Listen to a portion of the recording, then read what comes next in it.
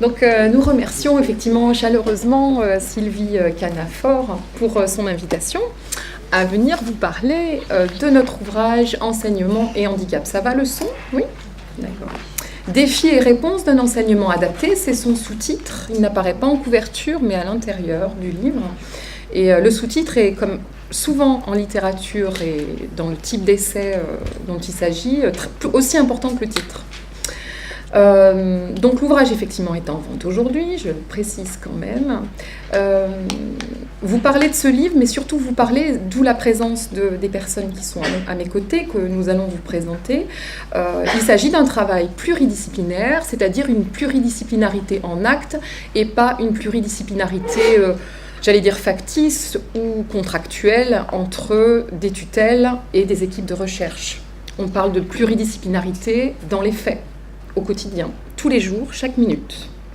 Il s'agit d'un petit IME de Savoie, dont vous voyez la photographie derrière moi, niché au milieu des vignes, à Saint-Jean-de-la-Porte, qui accueille une 50aine d'enfants et de jeunes qui présentent des déficiences légères à moyennes, avec ou sans troubles associés. Laurent Philippi me dira si je me trompe. Et pour une part, certains d'entre eux avec troubles du spectre de l'autisme, donc TSA, comme chacun sait. Sylvie Canafort donc, a bien accepté et bien voulu rédiger la préface du livre, donc vous trouverez son texte à l'intérieur de l'ouvrage. Et en acceptant de rédiger la préface, nous allions entamer une relation et amorcer une rencontre scientifique dans un premier temps, puisque je suis aussi chercheur par ailleurs, mais aussi, et peut-être surtout, en tout cas au moins autant, amicale, puisque l'une et l'autre peuvent aller de pair et enrichir une vie professionnelle et personnelle à la fois. Pourquoi séparer les deux ?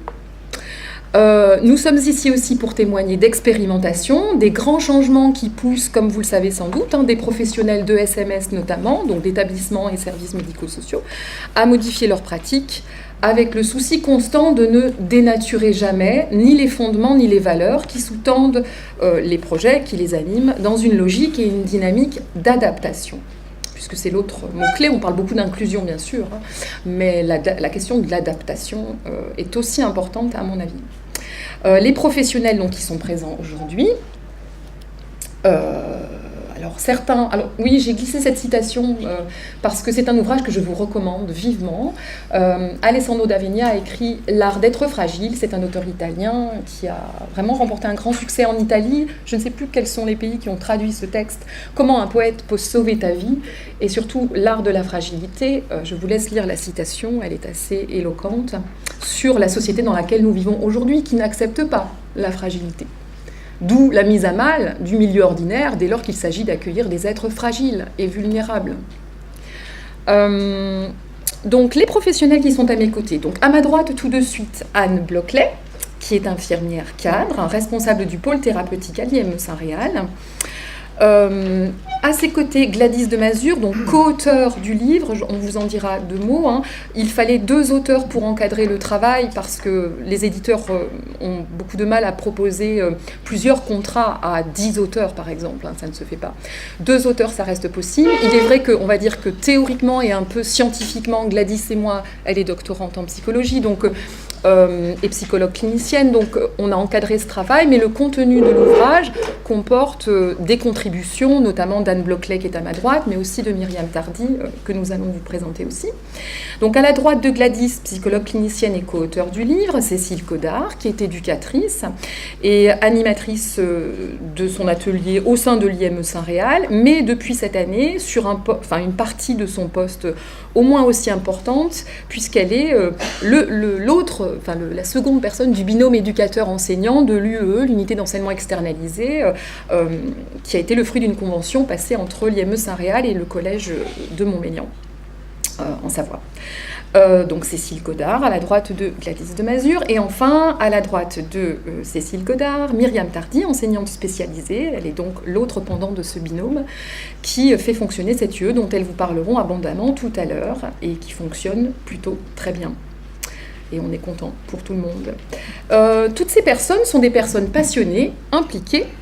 Elles ne comptent pas leurs heures et surtout elles ont avant tout des convictions puisque l'on peut pratiquer sa profession aujourd'hui dans les conditions qui sont les nôtres,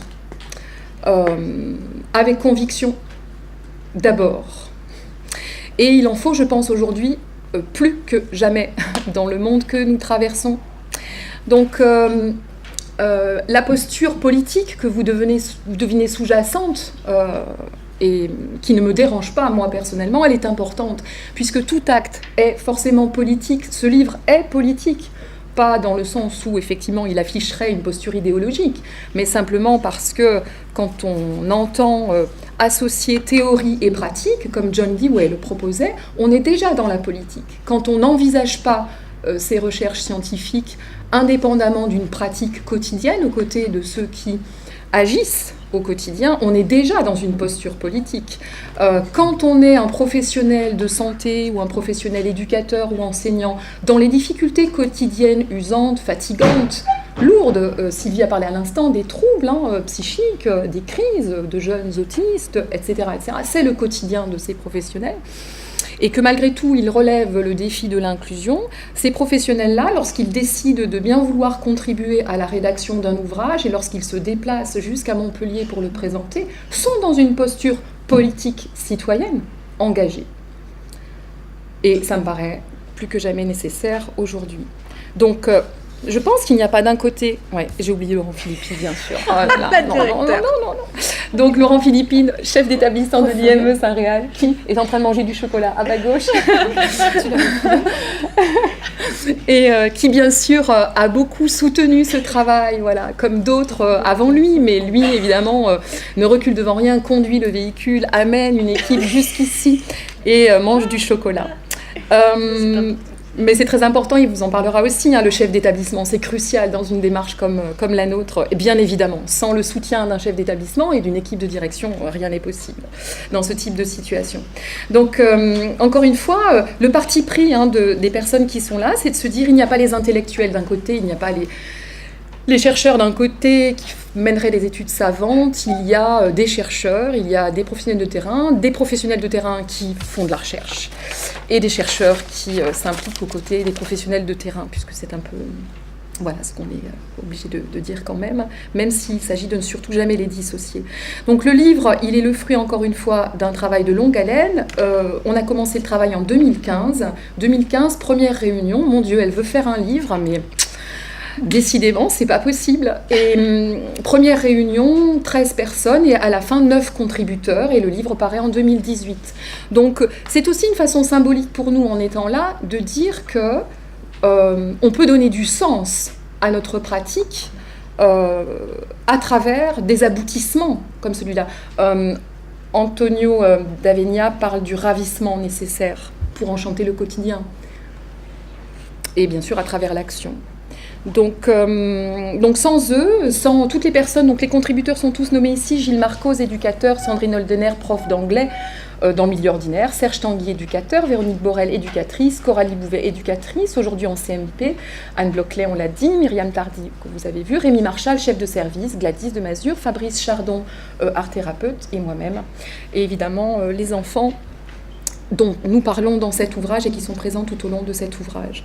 Je pense, et je vais terminer là-dessus et laisser la parole à Gladys, je pense vraiment qu'il est urgent de faire se rencontrer les deux cultures du milieu ordinaire et du secteur spécialisé. Et tout ce qui est entrepris actuellement, aussi bien dans les lettres de cadrage et les directives ministérielles, c'est quelque chose de très, très, très, très, très insuffisant. Ce d'autant qu'on ne peut pas prétendre se mesurer à d'autres pays européens et les agiter comme des modèles à suivre si on ne se donne pas les moyens de son ambition. Et aujourd'hui, on est loin du compte. L'objectif donc de l'équipe de l'IME Saint-Réal, et le travail est bien engagé, c'est bien d'aller en direction du milieu ordinaire et d'être dans le partage de ces cultures par infiltration. Donc c'est bien l'action qui fait la politique dans un aller-retour incessant entre les actes et une pensée éducative spéculative. Je laisse la parole à Gladys. Vas-y. Alors Viviane, tu disais qu'effectivement il faut faire se rencontrer les deux cultures entre l'ordinaire et le spécialisé, et tu disais aussi qu'il fallait se faire rencontrer les cultures entre les professionnels de terrain et la recherche. Donc effectivement, moi dans mon parcours, J'ai les deux, je suis psychologue clinicienne donc sur le terrain et je fais de la recherche à côté parce que pour moi les deux étaient indissociables. Et c'est pour ça que quand Viviane m'a proposé d'écrire ce livre, ça me paraissait évident qu'effectivement, nous quand on est en train de faire de la recherche, on est là dans nos petits bureaux un petit peu loin et j'ai souvent constaté l'écart qu'il pouvait y avoir entre les deux. Et je trouve que c'est une chance aujourd'hui de pouvoir faire parler les professionnels de terrain et que ce soit que des intellectuels qui puissent expliquer ce qu'ils vivent et ce qu'ils observent. Et aujourd'hui, on a la chance de pouvoir vous présenter le travail qui s'effectue en pluridisciplinarité et comment il s'articule à l'IME Saint-Réal. Alors Viviane vous a présenté donc une partie de l'équipe de l'IME Saint-Réal qui est présente aujourd'hui et une partie de l'équipe avec laquelle j'ai eu la chance de travailler, avec qui je ne travaille malheureusement plus à l'heure actuelle, et qui vont pouvoir vous parler de leurs expériences. Alors ces professionnels, nous avons travaillé ensemble, ils travaillent encore actuellement ensemble, et chacun avec leur spécificité à la fois professionnelle, puisque nous avons des professions qui sont différentes, mais aussi personnelles, parce que les spécificités personnelles ont aussi leur importance. Et chaque professionnel travaille ensemble afin d'apporter le meilleur environnement possible en fait, pour que l'enfant puisse développer ses compétences, que ça puisse diminuer ses difficultés, améliorer son bien-être, et évidemment lui permettre de rentrer dans les apprentissages, puisque rentrer dans les apprentissages, c'est pas évident.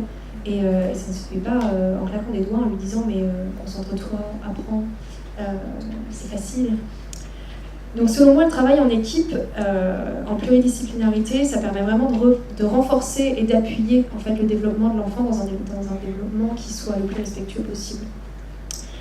Alors ça permet plusieurs choses. Déjà, le regard entre professionnels, tous les regards sont différents et à la fois complémentaires. Et du coup, travailler en équipe pluridisciplinaire, c'est ce qui permet de croiser ces regards et de croiser ces référentiels théoriques. Parce que comme je vous disais, on a des professions qui sont différentes, on a appris différentes choses.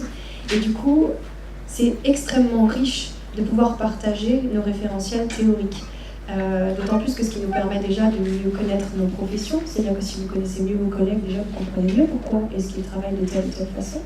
Et ensuite, c'est ce qui va nous permettre d'avoir une vision la plus complète possible de l'enfant. Et plus on aura une vision complète de l'enfant, et plus on va pouvoir mettre en place des choses qui vont aller dans son sens. Et de répondre le mieux possible à ses besoins. Le fait d'être en équipe pluridisciplinaire permet également d'avoir davantage de créativité et davantage d'ouverture, puisqu'on va réfléchir ensemble et pas chacun dans son coin.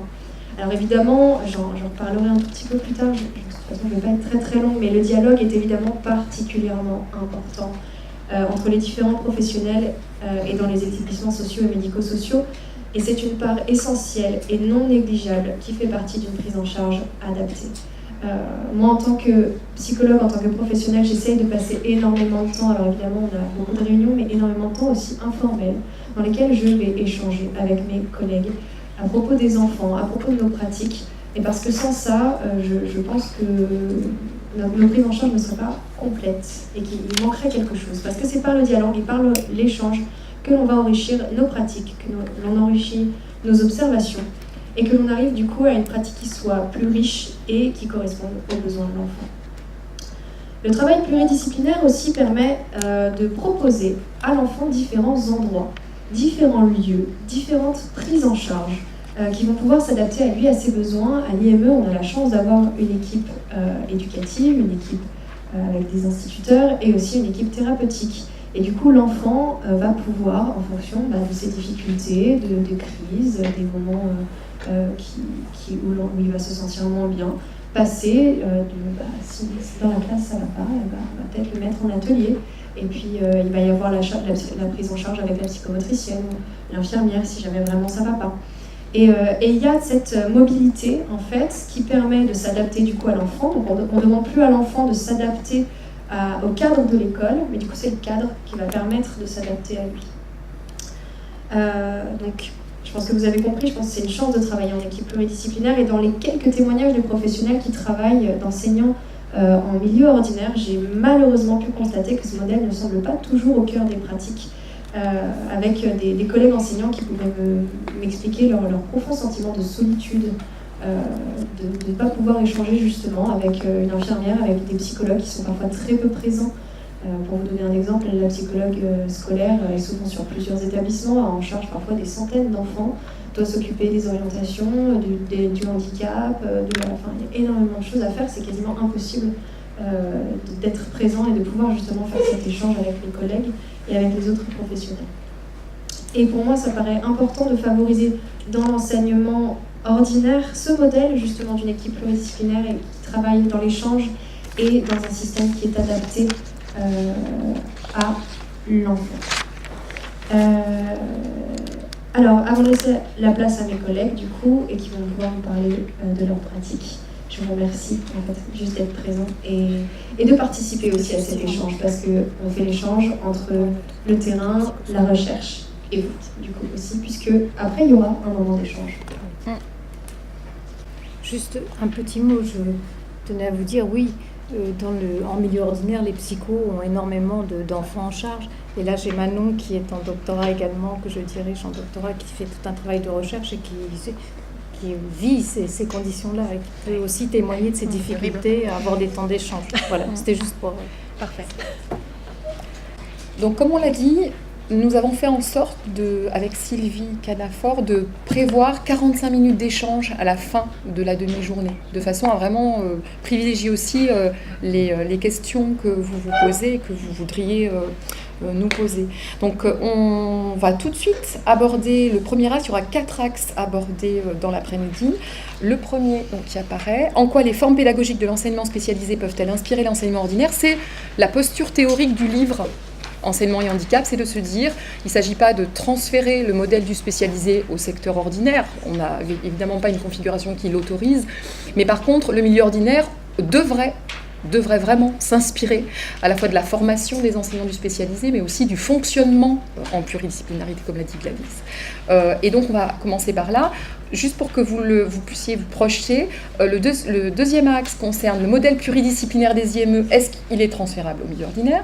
Puis la relation éducative et ses enjeux, émotion, apprentissage et psychopédagogie. Et le dernier point sur inclusion scolaire, à quelles conditions ? Et là, il sera plus spécifiquement question de l'UEE.